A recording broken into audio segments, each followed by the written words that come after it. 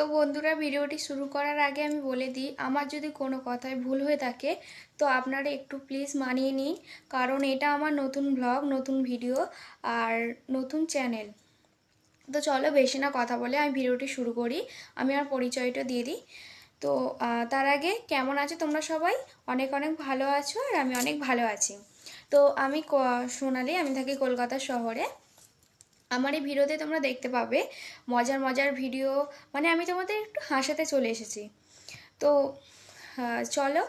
তো আমার এই ভিডিওটি যারা যারা যারা দেখছেন তাদেরকে অনেক অনেক ধন্যবাদ।